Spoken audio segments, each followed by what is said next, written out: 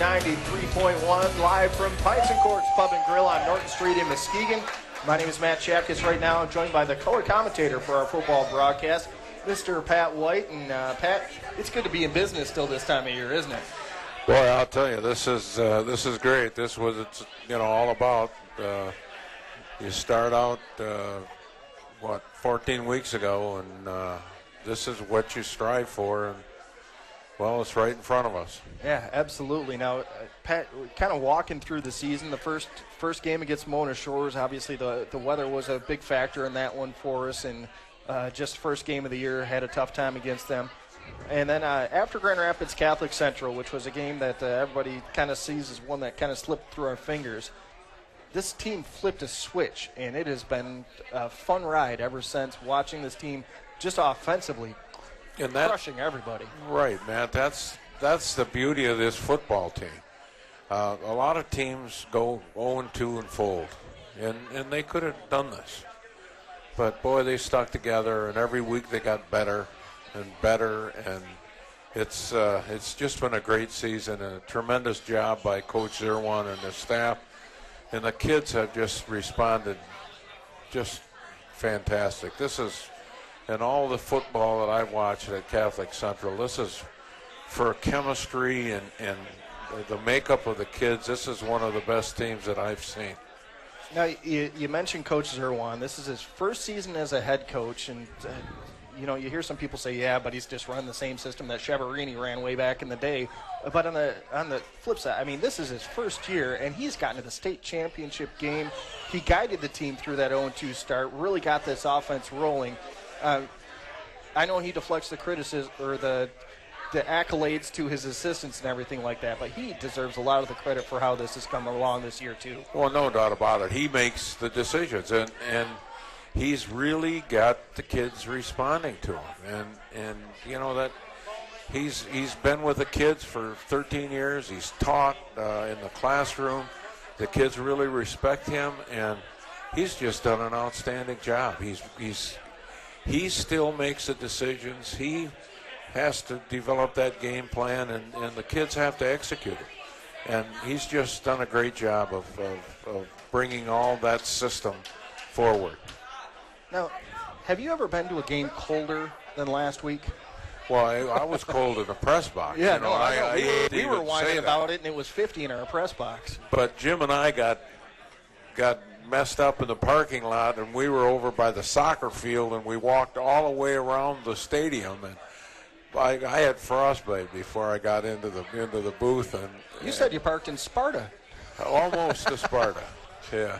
So it was, but man, we won't have to worry about that. No, that is certainly not a Friday concern morning. for this week.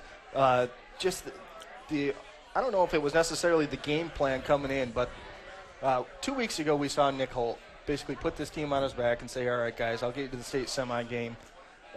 This week it was Alex Lewandowski.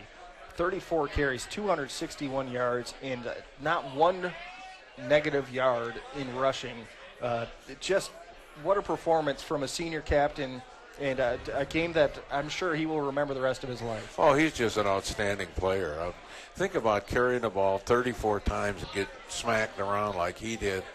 That's amazing, and it just shows what a tremendous athlete Alex is, and what a great team player. He'll do whatever it takes to win, and there's a bunch of kids on this team that'll respond the same way. Absolutely. But what an outstanding game plan. They executed it perfectly. Coleman was not an issue. I thought they did a tremendous job. And then it doesn't hurt when option B is Tommy Scott. He only got it 14 times, but he still got 100 yards and a touchdown, and a great touchdown run in that game. In my opinion, Tommy is probably the most improved football player on that team from last year to this year. He's done an outstanding job on defense, and when his number's been called, he's really done an outstanding job. Now, I'm sure you heard me list it before, but man, we got just a list of honors that were issued out this week. We'll start with Alex because he was up here already, but just huge honors, winning All-State again. This time he was named All-State as a defensive back. Last year he was a running back. And then the Muskegon Area Defensive Player of the Year, and on the Muskegon Area Dream Team. Just great honors for a deserving player. No question about it. And you look at, while you're a defensive back, he's probably one of the best defensive backs, obviously in the area, probably in Division 8. And I think he's the best running back that I've seen all year. And so he's a defensive back. But that's great. That's 2 years in a row, and it's just tough to do that. And Mike Coey got named All-State as well as on the Muskegon Area Dream Team. It's hard to pick out one of those guys on those offensive and defensive lines because they've all done such an outstanding job. But Coey gets the nod, and a huge honor for him as a junior, an All-State offensive lineman. Oh, yeah, and Mike has had a great year, and he's kind of been in the shadows. Doesn't get a lot of credit. But, boy, he's there every time you look where there's a big block, Mike Coy. Where there's a big defensive play, Mike Coy. So it's just great to see him get some credit for an outstanding year. And then Griffin Seymour. We've talked about the importance of a kicker all year. Honorable mention All-State. Second team on the Muskegon Area Dream Team for a kicker. It would be hard to argue if he was named first team for both, but still to get those honors as a junior, good for him, and obviously having him on the team is good for us. Right. If there's a better kicker in Division 8, I'd like to watch him. But Griffin had a great year, outstanding year, and what I like about him that he plays like he's 6'3", 220, and walks out on that field. He's going to kick the ball, and he's going to make it, and That's really the difference between him and some of the other kickers that I've seen. Ian Tyler got named to the Muskegon Area Dream Team as a defensive lineman, and just a great season for Ian this year. That's very deserving. Ian has had an outstanding year. What I really noticed and watched is his leadership skills have really been outstanding this season. The kids look up to him, and he's just made the plays when we had to make them. And then Lamar Jordan makes the Dream Team as an at-large, and Jaden McPherson, the second-team defensive lineman. We could have probably put another 10 guys on that team with the season that we've had.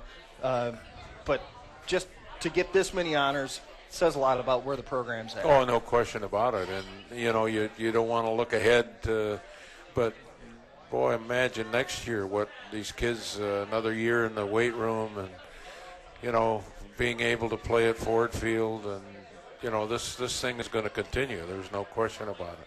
Certainly is, and it's going to continue on Friday morning at 10 a.m., 9 a.m. We'll get things started with a kickoff show.